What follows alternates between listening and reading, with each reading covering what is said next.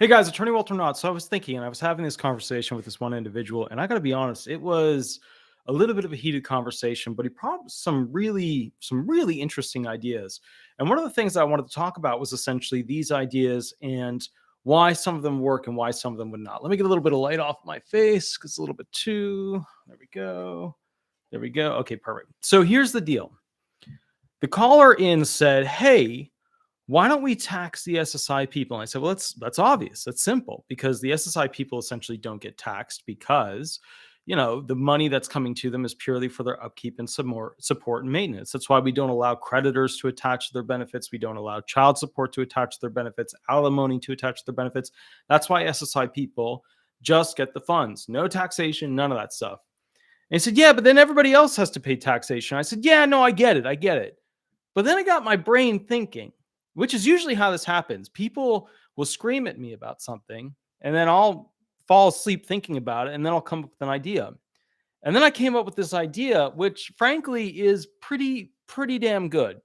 And when I tell it to you, you're going to be sitting there going, why the hell haven't we done this? It's so simple. It's so stupidly simple. We should obviously do this. So I promote this idea to you to promote to whoever you want. It's open source in the sense that you can take it and run with it. Any politician can take it and run with it. I would like to see Biden attached to it and actually do this thing. But let me go through the basics with you real quick so you understand where I'm coming from with this. Okay. And I think this would be a brilliant move for President Biden. Oh, please remember to like, subscribe, and leave 5-star reviews. Those 5-star reviews always really help me. Now, a caller said to me, the SSI people should be taxed. I said, no, absolutely not. They never paid in enough anyways, the person said, to get their real disability and retirement. So we shouldn't give them as much. I was like, dude, do you realize SSI people get hardly anything to be able to survive on? Their Medicaid and monthly check are like the crumbs of the crumbs. There's nothing there. So I thought about that for a while. And it's a powerful point because these SSI and SSDI people never paid their FICA taxes, that 12.4%, the 6.2 from the employee, 6.2 from the employer, 12.4 if you're self-employed. They never paid any of these taxes. And what the person was really saying to me was, I'm pissed, right? That's what he was saying. He was saying, I'm pissed because I paid for my benefits and my benefits are not that much better than the SSI person's benefits. So basically, this person was getting around $1,300. The SSI person was getting around $841. So, that was his anger, right? And then on top of that, people could attach to his SSDI benefits, his traditional disability benefits. So there could be a workers' lien brought against the disability insurance benefits, the traditional disability benefits. There could be alimony against it, child support against it, whereas with SSI, they're protected. And what happened over time, this is where the government really screwed up. This is where they messed up.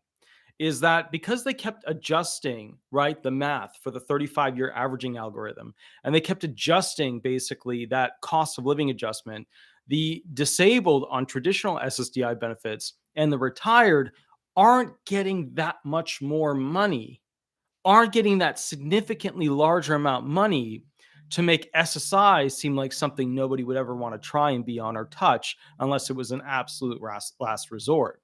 So what you've got is the benefits you paid in for just aren't as luxurious as they used to be. And so the SSI benefits, people are starting to go, well, why the hell aren't they taxed? So here's basically the idea of this whole thing. SSI people are usually disabled or elderly people who don't have enough quarters of coverage to go on SSDI benefits or retirement benefits, right? They didn't pay into the system enough. They didn't pay enough taxes over the years. So we put them on this last resort program of, what in 2023 will be $914, for what it is now 2023. And then with Medicaid, that's going to be for pretty much all states. They get that as well. Now, look, the disability system is based off of the person not being able to do full-time work, right? That's the idea here for, the SSI disability system.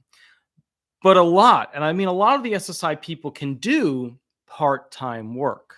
That's important. Remember that right there. A lot of the SSI people can do part-time work. So when they earn over their $65, their first $65 and $20 of that month, right? The SSA takes away $1 from every $2 that they earn above their benefits. Well, what if the SSA did something different than that? What if they went to punish them in a different way that actually helps support get them off of SSI and get them onto SSDI benefits. Because we all agree we want fewer people on SSI benefits. The more people we have on SSI benefits, the more clear and absolutely crystal the picture is that our country has failed. Think about it. The more people you have on the last resort, the absolute bottom of the barrel, there's no hope program, the more people on SSI, the more the country has failed. And that's millions and millions and millions and millions and millions and millions and millions of people who have proof of that failure. All right, so here's the idea. What if instead of having essentially that $1 being taken away from $2 that they earned, we got rid of that rule for a period? What if instead of punishing SSI people for earning money for 4 quarters of coverage, okay, so 4 quarters of coverage here. What if for these 4 quarters of coverage, and remember in 2023, a quarter of coverage, that's where you earn money and you pay taxes on that money. So you're earning, you're shoveling, you're earning that money, and then you pay taxes on that money. What happens is this. You essentially, right, pay money for money, you pay taxes, and then they give you this little magical quarter of coverage, okay? And that quarter of coverage for 2023 costs $1,470.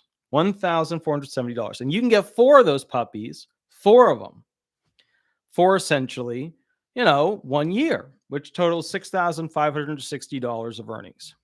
What if, for SSI people, instead of us saying, wow, we got to take away a dollar of every $2 that they earn, what if instead of that, we got rid of that rule until they had earned up to $6,560?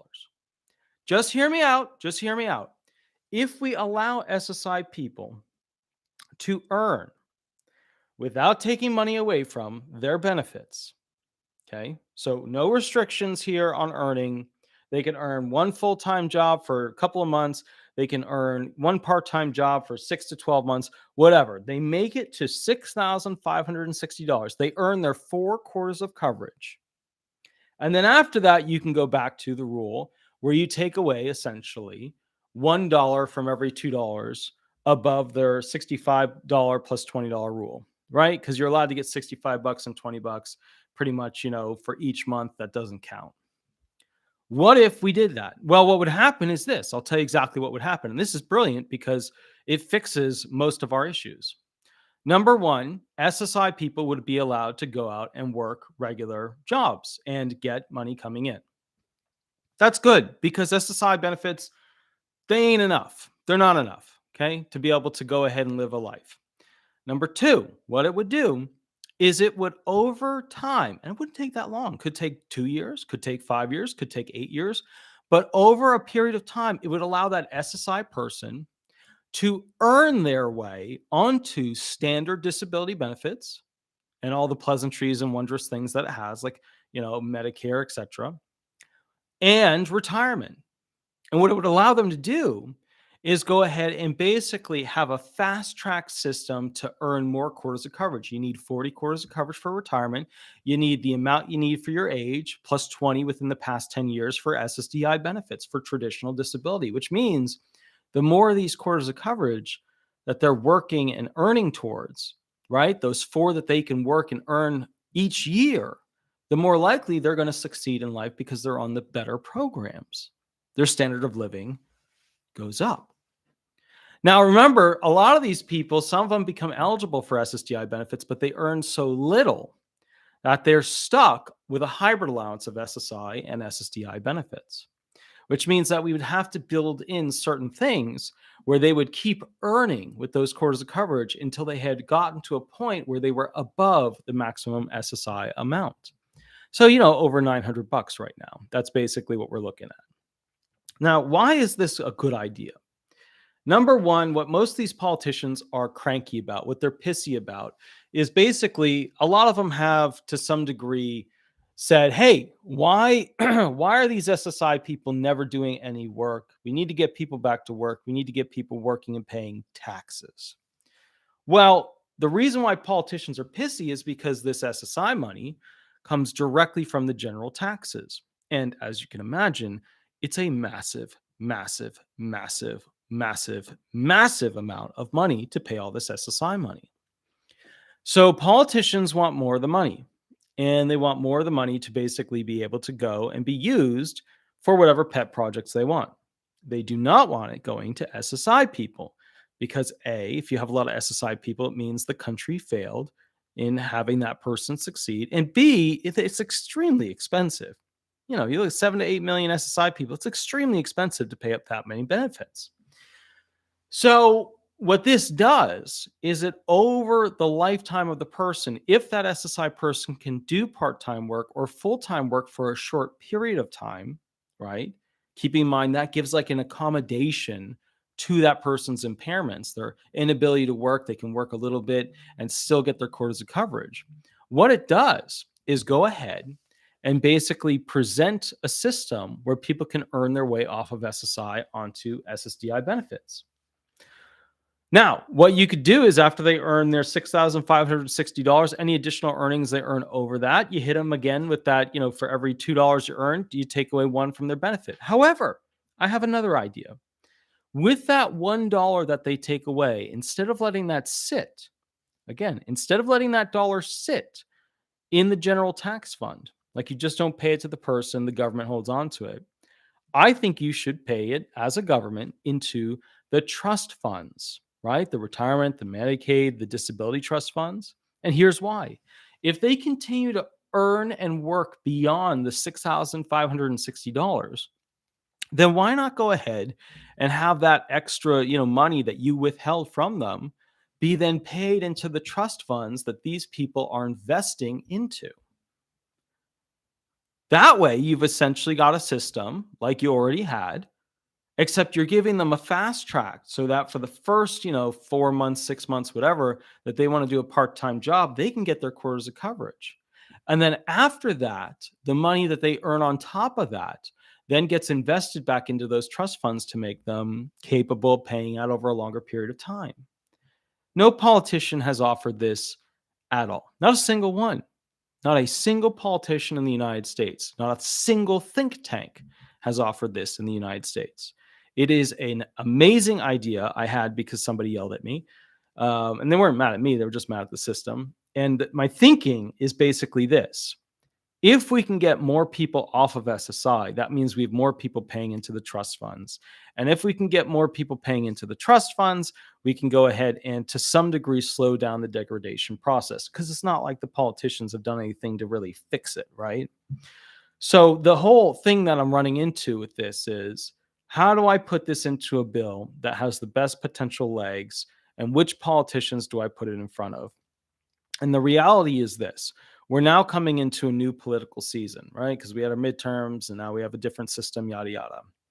I want to catch up with you on your temperature on essentially how you feel Biden is doing, how you feel the Republicans are doing, how you feel the Democrats are doing. And I'm going to be doing another video specifically on that. But my whole focus here is to start to understand where the American people is at when it comes to these programs. Because ultimately, at the end of the day, if we don't understand where we're at, we cannot gauge our improvement. And sometimes when you try improving improving one thing, you hurt it, you destroy it. And we need to have baselines as to what people are experiencing, what's going on. Once again, to summarize this rule, I think that for the first $6,560 that somebody in SSI can earn, we should allow them to earn it and pay taxes on it, and basically pay taxes just like everybody else to get quarters of coverage.